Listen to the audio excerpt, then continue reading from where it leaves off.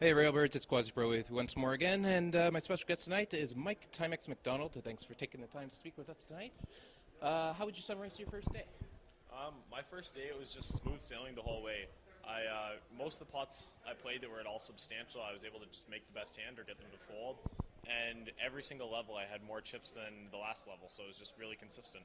Turned my 30K into 90K, and I think average should be about 50 or so. And how was your table draw? Was there anyone at the table that you're concerned with and didn't want to get mixed up with? Overall, I probably had one of the best tables in the room. I had Rich Lindeker, Nuts and Hole Online, who's like an extremely good player.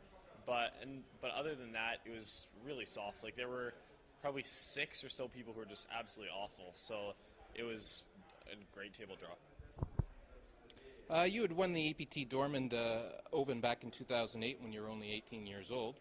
In fact, you hold the record as the youngest player to win an EPT event and take home a little over $1 million. What was it like to win such a large sum at an early age? Really fun. I would say that back then, I'd never really had a part-time job. I had never really had any expenses. And so the amount of money I was winning, it just sort of seemed like numbers to me. Like it's not like I could think about like what I could buy with it or anything. Like whether I won, $1 million or $10,000 or $1 billion or something, it all just seemed like a lot to me. Like I was just trying to play my best and whatnot, but I didn't really think about the money at all. Like even like right now, I would say the money that I play for seems more meaningful to me than it did when I was 18. Just since now I feel like I'm a little more like worldly and understand that $1 million is a lot. So I'm pretty happy with it. And you started out playing chess before making the move to poker.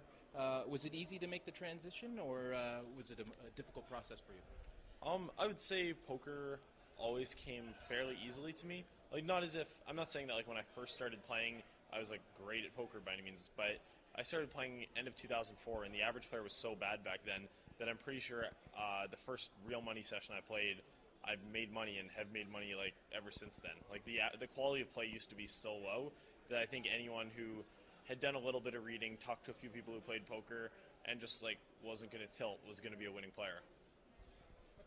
Okay. Like me, you hail from the poker capital of Canada, Waterloo, Ontario.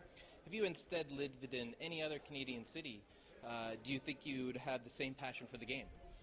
I would say I'd still have a passion for the game, but not to the same extent. Naturally, I'm quite a risk-averse person, and when I started playing poker, I was playing. I wasn't willing enough to take shots. Like I was being way too conservative with my bankroll management and stuff, and I just didn't really have that much confidence in my game. And as a result of that, I'm pretty sure had I not met the other players from Waterloo, I probably would have stayed more of like a mid-6 grind or something, and never been willing to like make the transition to playing in the big live tournaments. So I would say that if I was from Toronto or Vancouver or some other big Canadian city, I would still be playing poker somewhat seriously, but not to the extent that I am right now. Okay. And finally, what are your plans after the World Series? Will you get some time to relax, or are you back on the road to grind out some more tournaments? Yeah, definitely going to have some relaxing time.